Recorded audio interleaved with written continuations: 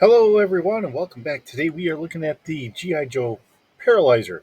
This is a Cobra vehicle that was first released in the United States in 1991 and unfortunately was discontinued in 1992. Looks like the mold was also reused in the 93 to create the Sonic Boom tank. Um, so keep that in mind because I'm sure that we will be seeing that here in the near future. This is a fast attack vehicle with advanced track tread technology. Okay, we don't have a lot of pictures here to kind of go over. We do have some nice box art. This looks like a smaller vehicle, which would make a lot of sense in so many ways, especially for Cobra. To say that you have a small lethal vehicle with some nice cannons and a couple missiles on here. They can maybe take out a couple tanks, as well as just wreak havoc and hopefully, much like the Hiss tank, use it for quick ambushes and uh, fast strike missions. In essence, kind of keeping it in that same form, but having a small vehicle so that way it's easy to hide, easy to maybe transport in some other vehicles that you can get it here and there without anyone really knowing what you have. So, looking at the easily lost and or broken pieces, we do have missiles for the paralyzer that can be easily lost. Care should be taken with the hose for the paralyzer gun. It is unfortunately fragile and can easily break. There's a note here: the wheels and the wheel retainers are originally cast in silver for the mobile battle bunker and are interchangeable between both vehicles. However, they should not be mistaken for the parts originally released with each vehicle. There's no other variations known by Yojo.com here, and unfortunately, for our last bit that we usually get from Yojo is the original retail price, and they don't have it listed. So, again, I'm going to say that this is probably maybe around the $10 mark, um, plus or minus. Maybe a fluctuation anywhere from like $8 to maybe like 12, somewhere in that neighborhood. And it does look like there is a small picture of the vehicle being able to lift up a little higher, probably for forging through rivers and what have you, which is a interesting concept. And I think that would give it a little extra maneuverability, seeing that this is a small vehicle, but you're trying to get it to as many places as you possibly can. All right, with that, let's kind of look at our D6 stats and see what I've come up with. All right, so looking at the paralyzer here, of course, this is going to be at speed or scale. I have this at roughly about 20 feet long. Like I said, I'm keeping this as a smaller vehicle. Um, it's probably going to be as wide as a standard truck with the treads out and everything else, maybe a hair bit wider, um, but it looks like it should be well armored for what it is, and it's a small crew, which I think helps Cobra being able to possibly get it into someplace. Having a small crew means you can have more people possibly trying to take over whatever installation that they want to take over, and go from there.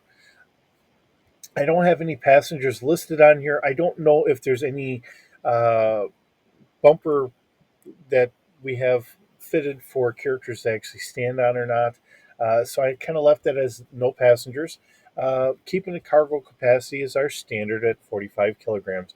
Let's see. And as usual, I usually give everyone a full coverage. This is not a flying vehicle of any sort, so we don't have any altitude range. Maneuverability, with a smaller vehicle, it does have the different tracks here, so it might be a little bit more maneuverable. So I gave it a 2D plus 1 as my screen winks out on me. We do have a speed of 35 miles an hour. You know, they talk about this being a little bit faster, so maybe it should be a little bit faster here.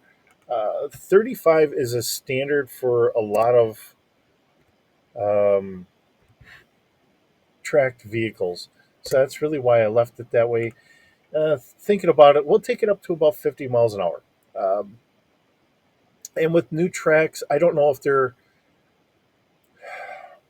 The hard thing to say here, and I'm going to throw this out here.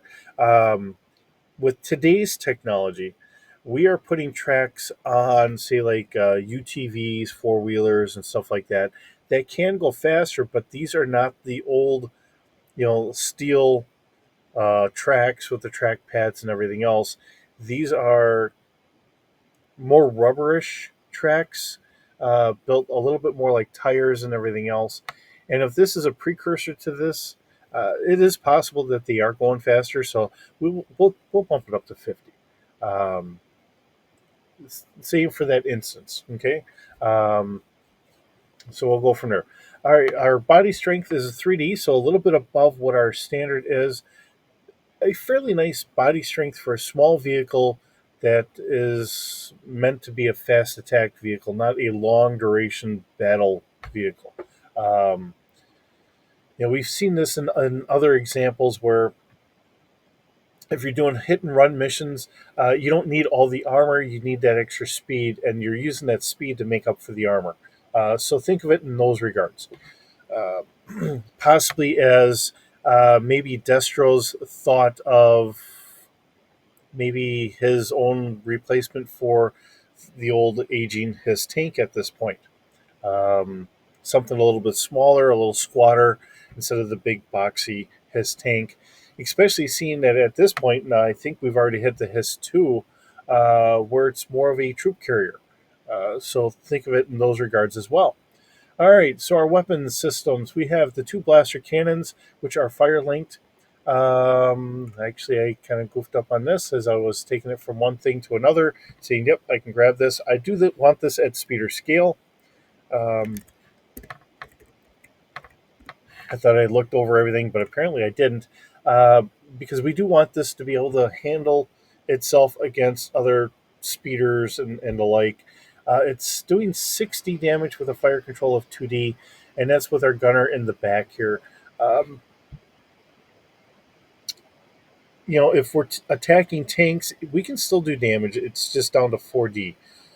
And we're going to be a little bit better at targeting and attacking them.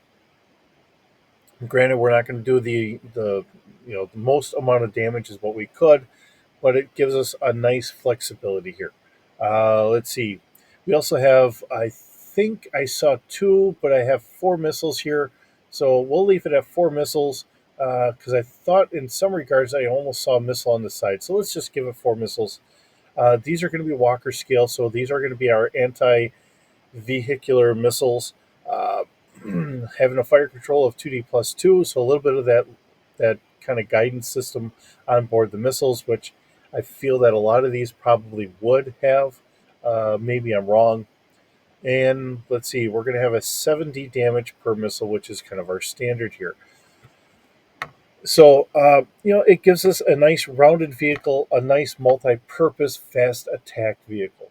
Um, and I think that's a lot of what Cobra probably is going to want to have um, available.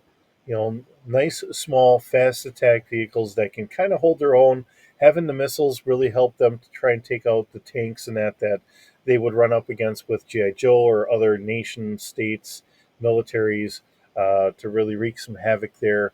The cannons being a little less powerful, but easily able to be used either against infantry or other vehicles, kind of splitting the difference in those regards. So I think it really rounds out the vehicle, and I think it gives us a lot of possibilities with what we have. So, with that being said, thank you so very much for joining me today. It's always wonderful having you here. I hope you're doing well, and I will see you in the next video.